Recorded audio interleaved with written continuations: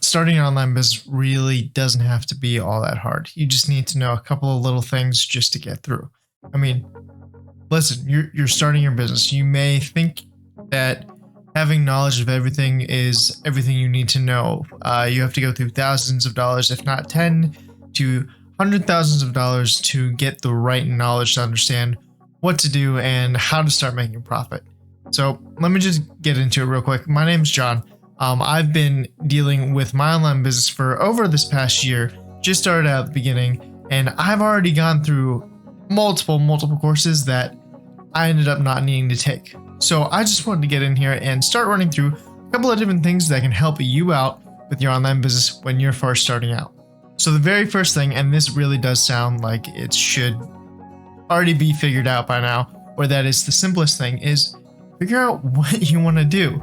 Do you want to do affiliate marketing? Do you want to sell a product? Do you want to get a Fiverr gig? Do you want to earn money just from YouTube revenue ads? Or do you want to work on doing drop shipping and Amazon FBA? Really, what is it that you want to do to start your online business? You need to figure that out as the first step to starting your online business. After you have that really figured out, the next thing you really need to know is what you want to do with your business. So are you going to register it as an LLC? Are you going to make it an S Corp? Are you going to do it a corporation, an Inc., and whatever other business types are out there? You need to talk to your lawyer, your CPA. I'm neither of those. So let me just add a disclaimer right here that this is not financial or legal advice. This is just for entertainment and educational purposes only. Now, personally, I went out after starting my online business and I created an LLC.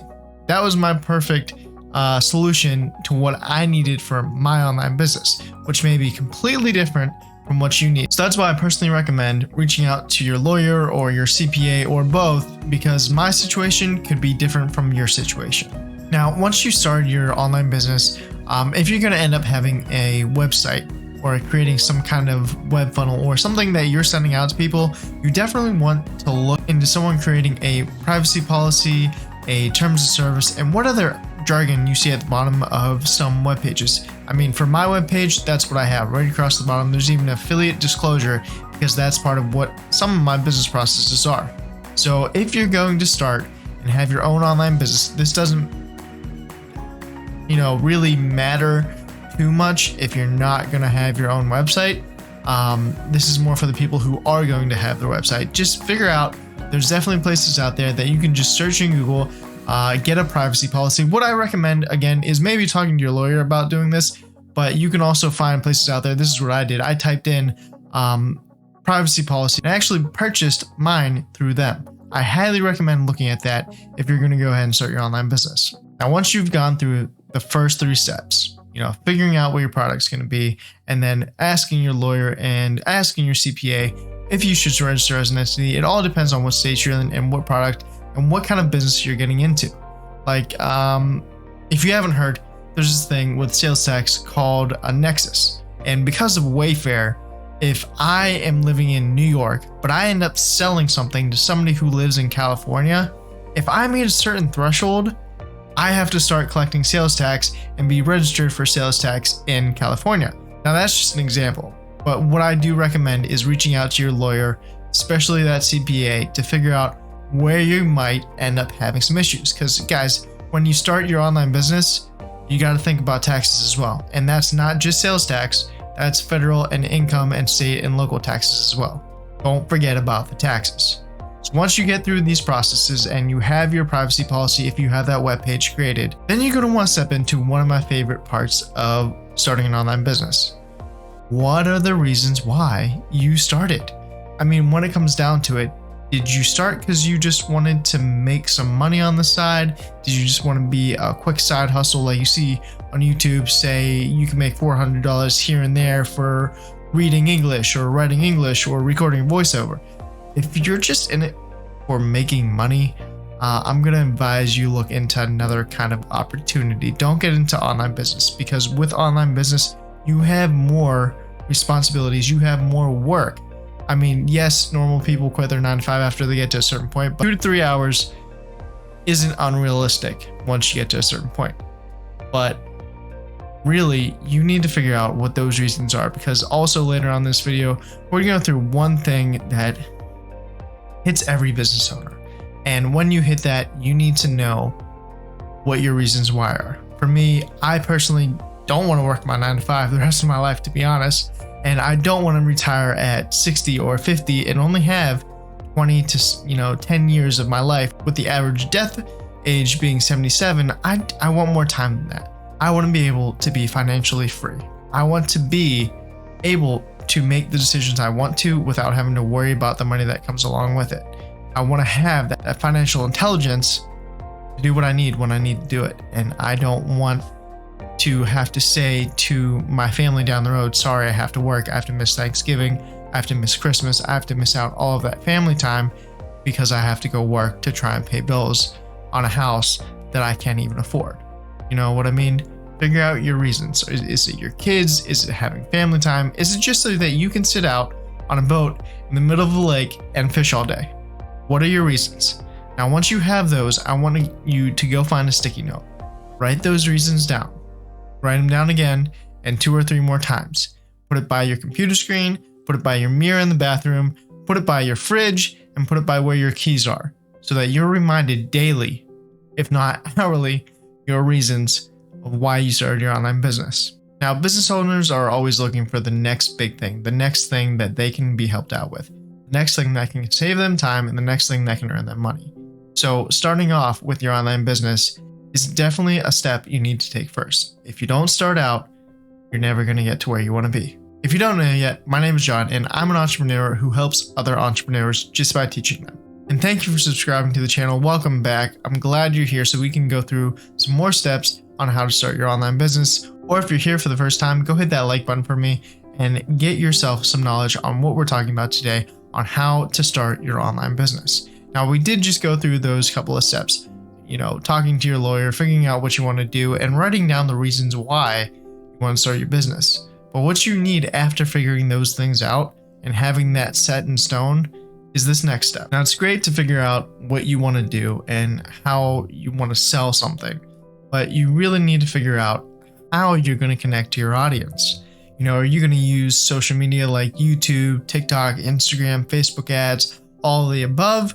Or are you just going to try and send out some cold emails with, an email chain, or having people subscribe to an email newsletter so that you can build up your email list? Have you thought about this yet? Definitely do this. So the thing is, what I recommend, and this is what I do, is if you're going to do, let's take the affiliate marketing route, or you're going to sell print on demand, I recommend you start out with a YouTube channel. The reason I say this is because, one, this is what I do, or what I've figured out to be the best way to go about affiliate marketing, is once you have that started, you are able to start creating value. And value and entertainment is what your customers or your potential customers are looking for. There's a thing called edutainment, education and entertainment. That's what grabs the potential customer and allows you to give them the value and the information that they're looking for, while also keeping them and hopefully giving them a great time. This way, when they come back to your videos, they'll want to also subscribe and also potentially buy that product that you're trying to tell them they should go buy. But that's not the main reason I say you should use YouTube first. Now, I'm no YouTube guru, and I can trust me when I say I'm not the best video recorder or actor or whatever when it comes to talking to people. Why I recommend using YouTube first, even though we have all this hot social media out there, the TikToks, the Instagram Reels, although those are great to get views, they're not so great at converting people to getting you sales. So the thing I recommend is make those edutainment videos on YouTube. Make it long content, enough that you can, 1, get some ad revenue once you get monetized, and 2, you can go ahead and start clipping out different portions that has impacted value that people are looking for. What I mean by this is you could have an 11 to 15 minute video, and each segment you get into have different bullet points, have different conversations, have different points of interest that you're able to go ahead and click, cut, and put into your TikTok, and put into your Instagram Reels and your Instagram stories and your Facebook ads, so that people want to see what you're talking about but they have to go to your YouTube channel to see it. You know what I mean? So you're driving traffic from your social media accounts to your YouTube channel, where your YouTube channel either gets you, once you're monetized, paid through ad revenue, or you can do the affiliate marketing route where you have links below in the description. That's why I recommend starting with YouTube. Now, down below is a link to YouTube Mastery. This is a course that I've taken by one of the greatest people I have actually taken and understood and learned some valuable lessons from, Matt Parr. Now, this is an affiliate link, straight up. This is what it is. This is how affiliate marketing works with YouTube. So if you click on this link and you purchase this product, I'm gonna end up getting commission. That's what affiliate marketing is.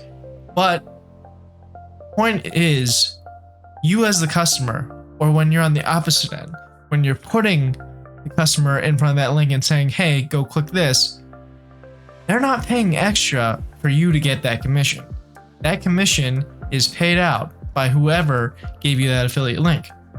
So in this example, if you were to go figure out how to start being the greatest on YouTube, and I highly recommend, obviously, because I've gone through it, 1 and 2, well, I'm an affiliate for it, go check out this guy. Matt Parr's video here on the steps to start monetization on YouTube is absolutely incredible. And the thing is, each lesson you go through gives you more knowledge about how to put up YouTube tags, how to make the right YouTube content, how to optimize the YouTube content, and really how to keep your audience entertained and engaged. That's the key here, because if you don't have engagement, if people aren't seeing your views, if you aren't able to drive traffic from those other social media accounts to your YouTube, YouTube is not going to push your content out. And if they don't push your YouTube content out, nobody's going to see your link, nobody's going to get your ad revenue.